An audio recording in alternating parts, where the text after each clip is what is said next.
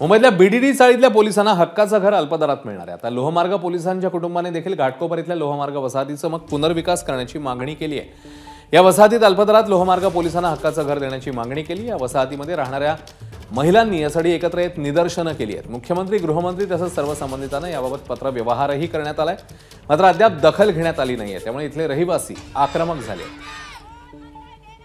VDD चाळीमध्ये वसलेल्या police वसाहतीचा प्रश्न मार्गी लागल्यानंतर आता मुंबईभर असलेल्या विविध पोलीस वसाहतींचा प्रश्न देखील समोर येताना दिसतो आहे। मी सध्या आहे घाटकोपरमध्ये लोहमार्ग पोलिसांची एक मोठी वसाहत आहे। साधारणतः 35 एकरमध्ये वसलेल्या या वसाहतीमध्ये आतापर्यंत 1 ते 24 अशा साधारणतः 960 जी घरं आहेत त्यातील अर्ध्यापेक्षा जास्त घरं जी आहेत ती सध्या बंद स्थितीमध्ये आहे।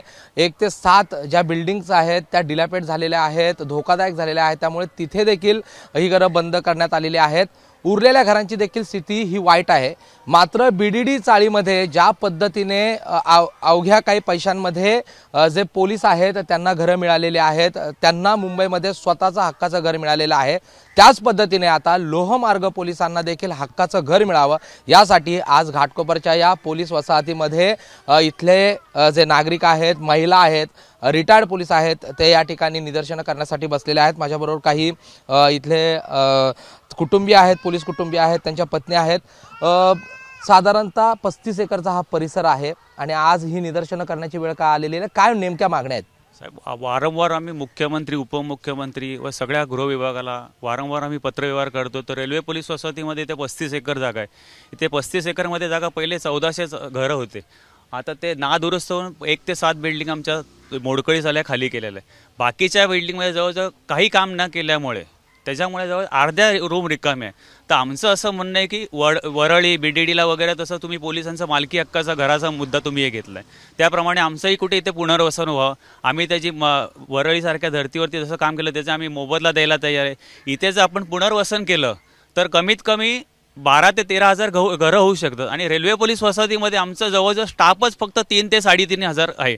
बाकीची घरं आपण तुम्ही सेल किंवा काही करू शकतात, पण आमचं एक स्वप्न आहे, आमच्या पिढ्याने पिढ्या इथे राहत आहे, 2-2, 3-3 पिढ्या इथे राहत आहे। आमचं एक स्वप्न आहे तर गव्हर्नमेंट अधिकृत झोपडपट्ट्यांना समजा तुम्ही पुनर्वसन आणि झोपडपट्ट्यांना मोफत जर घर देतात तर पोलीस हा सेवा करतो, रिटायर झाल्यानंतर त्याला बाहेर हाकललं जातं, ते कुठेतरी आम्हाला दुःख होतं आहे। त्याच्यामुळे आम्हाला आपल्यामार्फत एक सरकारला विनंती आहे की पोलिसांचं हक्काचं घराचं स्वप्न आहे ते आपण पूर्ण करू शकता। बीडीडीच्या धर्तीवर आमचा पुनर्विकास करावा हीच आमची मागणी आहे। काही महिला देखील आहेत, ताई काय नेमकी त्रासाला सामोरं जावं लागतं?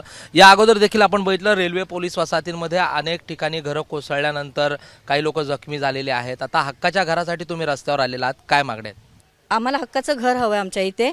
आणि कसं आहे, बरेच लहान मुलं आहेत, आज ते 3-4 पिढ्या आमच्या इथे गेल्यात, ते भाडं भरतो आम्ही, ह्या जागेचं आम्ही भाडं भरतो 40-40 वर्ष सर्व्हिस करून, मग ते भाडंही तसंच आम्हाला काही रिटर्न दिलं जात नाही आहे। पण तुम्ही सरकारी नियमानुसार जे काही असेल ते आम्हाला पैसे घ्या आणि आम्हाला इथं मालकी हक्काचं घर बांधून द्या, एवढीच आमची मागणी आहे सरकारला। आणि तुमच्या मार्फत ही विनंती आहे सरकारला, शिंदे साहेबांना विनंती आहे, फडणवीस साहेबांना विनंती आहे की लवकरात लवकर आमचा मालकी हक्काच्या घराचा प्रश्न तुम्ही मार्गीच लावावा, ही आमची खूप मनापासून इच्छा आहे। पोलीस पत्नींची ही खूप मनापासून इच्छा आहे। किती त्रासाला सामोरं जावं लागतं? खूप बिल्डिंग ज्या आहेत त्या धोकादायक देखील झालेल्या आहेत आणि नंतर ज्यावेळेस ही घरं सोडावी लागतात किती त्रास होतो?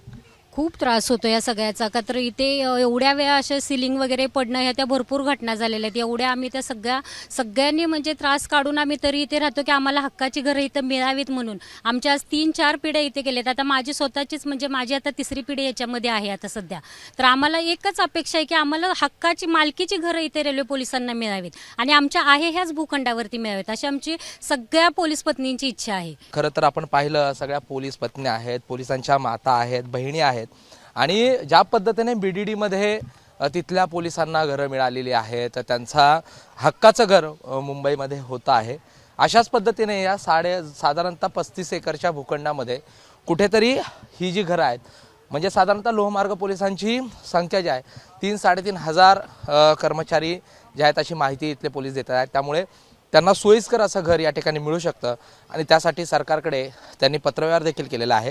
त्यामुळे सरकारने याची दखल घ्यावी अशी मागणी आजच्या निदर्शनातून होताना दिसते आहे।